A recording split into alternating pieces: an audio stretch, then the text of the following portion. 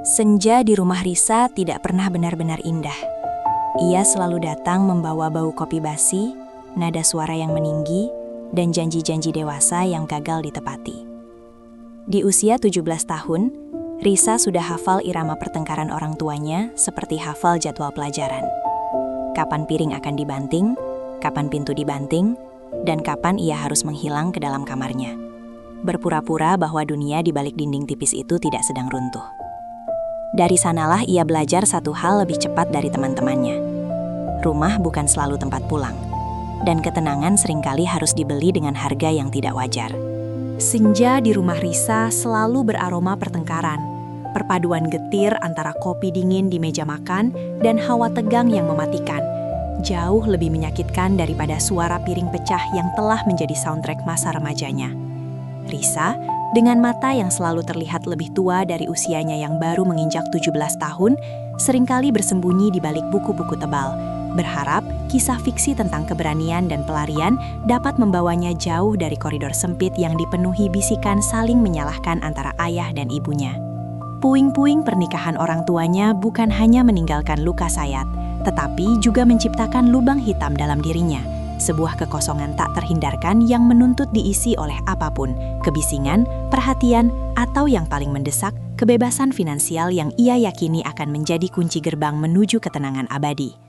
Setiap kali suara bentakan itu memekak, Risa meremas tepi rok seragam sekolahnya yang lusuh, berjanji pada dirinya sendiri bahwa ia tidak akan pernah membiarkan hidupnya didikte oleh ketidakberdayaan. Sebuah tekad keras yang sayangnya mengarahkannya pada pilihan-pilihan yang tampak seperti penyelamat, padahal sesungguhnya adalah jurang. Kehidupan sekolah Risa pun terasa seperti teater sandiwara yang melelahkan. Ia harus mengenakan topeng siswi berprestasi yang baik-baik, menyembunyikan memar emosional yang menggerogoti. Namun, topeng itu semakin sulit dipertahankan ketika ia menyadari bahwa cita-citanya untuk kuliah di luar kota hanya akan menjadi khayalan tanpa uang. Dan uang, dalam konteks hidupnya, adalah komoditas langka yang mustahil didapatkan dari kejujuran mutlak. Sebuah pertemuan tak disengaja dengan seorang teman lama yang kini bergaya hidup mewah, mengenakan jam tangan berkilauan, dan menenteng tas bermerek, membuka mata Risa pada jalan pintas yang menjanjikan imbalan cepat, meskipun ia tahu betul jalan itu berkelok dan berlumur risiko. Temannya, dengan senyum penuh kemenangan yang tampak menyimpan ribuan rahasia kelam, bercerita tentang dunia malam, tempat di mana senyum dihargai lebih mahal daripada ijazah. Tempat di mana perhatian yang tidak pernah ia dapatkan di rumah dapat dibeli dengan beberapa jam kepalsuan yang profesional. Malam pertama, ia melangkah melewati pintu ganda besar klub karaoke remang-remang itu. Udara terasa berat dengan aroma alkohol, asap rokok mahal, dan parfum murahan. Itu adalah gerbang menuju identitas barunya, Risa, yang sengaja ia beri ejaan berbeda sebagai penanda perpisahan dengan Risa yang lemah dan terluka. Di bawah sorotan lampu disko yang berpendar, menyembunyikan setiap cacat dan kepalsuan, ia belajar seni menjadi seorang pemandu lagu. Bagaimana tertawa tanpa benar-benar gembira, bagaimana mendengarkan cerita-cerita membosankan dengan tatapan penuh minat, dan yang paling penting, bagaimana mengubah kesendirian orang lain menjadi pundi-pundi rupiah yang menghangatkan dompetnya. Setiap lembar uang yang ia terima terasa seperti plester ajaib yang menutupi luka batinnya, membelikan kebebasan temporer dari mimpi buruk rumahnya. Meskipun di sisi lain, ia tahu betul bahwa setiap plester itu merobek sedikit demi sedikit integritas dan masa depannya. Transformasi Risa berjalan cepat dan brutal. Wajah remajanya kini tertutup lapisan riasan tebal yang menyamarkan kelelahan dan ketakutan, dan gaun-gaun minim yang ia kenakan adalah seragam perang yang harus ia pakai untuk bertahan hidup di rimba metropolitan. Ia menjadi mahir dalam membaca suasana hati tamu, tahu kapan harus menjadi pendengar yang simpatik dan kapan harus menjadi penghibur yang genit. Semua dilakukan dengan profesionalitas yang menakutkan bagi usianya. Uang yang mengalir deras memberinya ilusi kekuasaan. Ia bisa membeli makanan enak, membayar kosan kecil yang damai, dan mengirimkan uang pada ibunya tanpa menjelaskan sumbernya. Semua hal yang membuat pelarian ini terasa benar, padahal sesungguhnya ia tengah membangun sangkar emas dengan tangannya sendiri, di mana ia adalah burung yang terpaksa bernyanyi tanpa hati. Namun, di balik hiruk-pikuk dan gemerlap lampu, ada kesadaran pahit yang mulai tumbuh. Kebahagiaan yang ia jual adalah palsu, dan perhatian yang ia terima adalah transaksional, berbatas waktu hingga lagu berikutnya selesai. Ia mulai melihat pola yang sama di antara rekan-rekannya yang lebih tua, perempuan-perempuan cantik yang matanya menyimpan kekalahan yang mendalam, yang menggantungkan seluruh eksistensi mereka pada kemurahan hati para kamu kaya, para om-om gadun yang datang membawa janji-janji stabilitas yang menggoda, imbalan tertinggi dalam profesi ini. Mereka menawarkan bukan hanya uang tunai, tetapi juga perlindungan, kenyamanan, dan yang paling dicari Risa, sebuah tempat berlindung permanen dari badai hidup, sebuah gagasan yang pelan-pelan merusak benteng moral yang masih tersisa.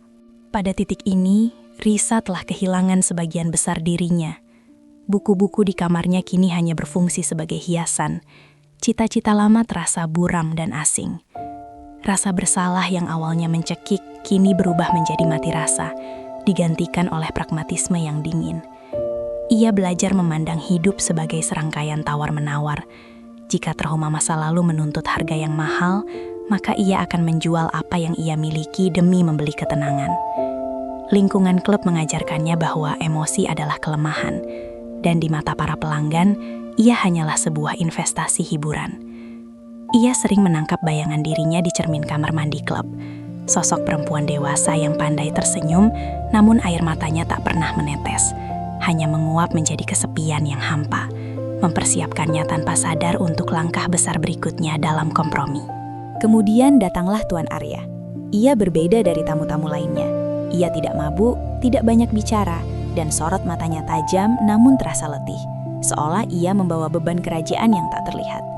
Tuan Arya, dengan setelan jas mahal yang selalu rapi dan aroma parfum kayu cendana yang menenangkan, adalah arsitek keheningan. Ia seringkali hanya meminta Risa duduk menemaninya, berbicara tentang hal-hal biasa, cuaca, politik yang membosankan, atau sesekali tentang buku yang baru dibacanya. Sebuah interaksi yang terasa asing dan menenangkan bagi Risa, yang biasanya hanya diminta untuk memuji ego pelanggan. Tuan Arya seolah melihat Risa yang asli, bukan Risa si pemandu lagu yang dibuat-buat. Dan perhatian subtil itu, ironisnya terasa lebih berbahaya dan memikat daripada godaan vulgar apapun yang pernah ia hadapi. Setelah beberapa bulan interaksi yang terasa ambigu, Tuan Arya akhirnya mengajukan tawarannya. Bukan di tengah hingar-bingar musik, melainkan di sebuah kafe sepi saat siang hari yang cerah. Membuat proposalnya terdengar logis dan bahkan terhormat, jauh dari kesan transaksi kotor. Ia menawarkan Risa sebuah kehidupan yang stabil, apartemen mewah, uang bulanan yang cukup untuk membuat Risa tak perlu lagi bekerja, dan yang paling penting, perlindungan total dari dunia luar yang kejam, semua dengan imbalan menjadi istri keduanya, di bawah janji kesetiaan yang tersembunyi. Proposal itu terasa seperti oasis di tengah gurun kelelahan Risa, sebuah jalan keluar yang definitif dan permanen dari lubang hitam masa lalunya. Otaknya menjerit menolak, namun hatinya yang lelah merangkul janji keamanan tersebut, merasionalisasikan bahwa ini adalah harga kebebasan sejati yang harus ia bayar. Keputusan itu, yang diambil di bawah tekanan memori traumatis masa kecil, terasa seperti pemenang sekaligus pecundang. Risa menatap refleksi wajahnya yang kini tampak mulus tanpa bekas lelah, mengenakan gaun sutra yang harganya melampaui gaji setahun ayahnya. Namun, ia tahu ia baru saja menukar potensi masa depannya dengan jaminan masa kini yang berkilauan. Pikirannya dipenuhi dengan memori malam terakhir di rumahnya, ketika ibunya menangis tanpa suara dan ayahnya menghilang membawa semua kehangatan. Dalam ketakutan akut akan kembali pada kemiskinan dan kekacauan emosional, Risa menganggukkan kepala, menerima lamaran Tuan Arya. Itu bukan cinta, melainkan kontrak eksistensial. Ia menjual haknya atas cinta sejati demi membeli jatah ketenangan yang absolut.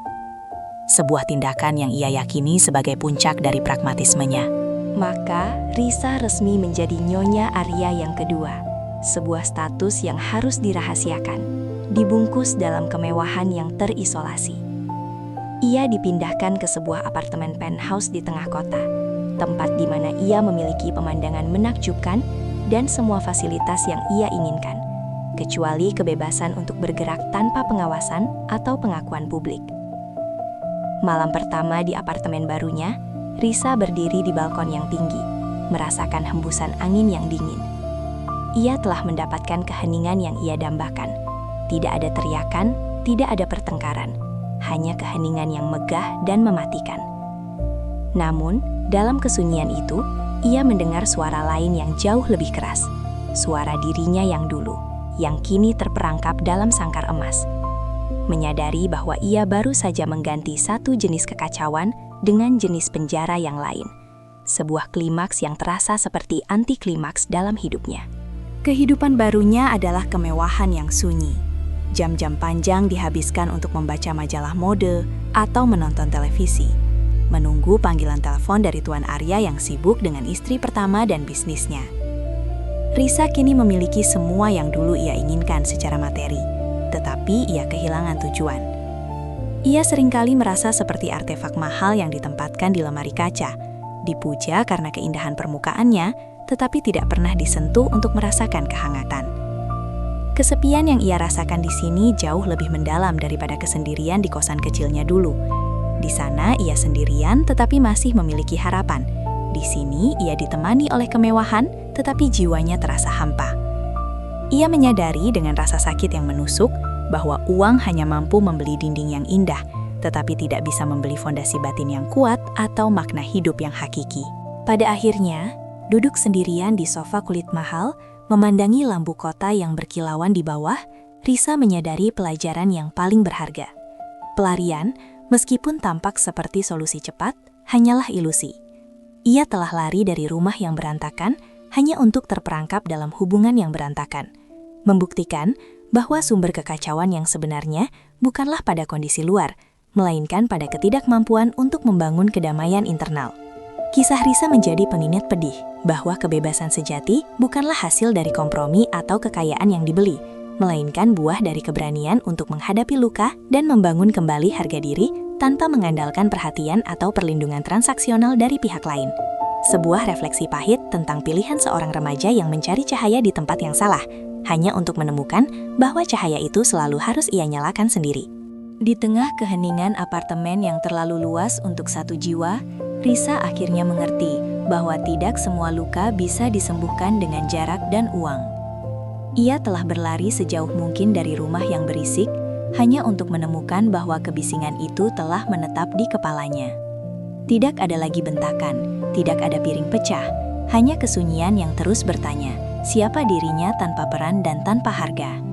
Di hadapan gemerlap kota yang dingin, Risa duduk diam, menyadari bahwa pelarian terbesar dalam hidupnya bukanlah meninggalkan rumah, melainkan keberaniannya yang tak pernah ia miliki untuk tinggal dan menyembuhkan diri sendiri. Dan malam itu, untuk pertama kalinya, ia tahu bahwa sangkar emas tetaplah sangkar, meski jerujinya berkilau.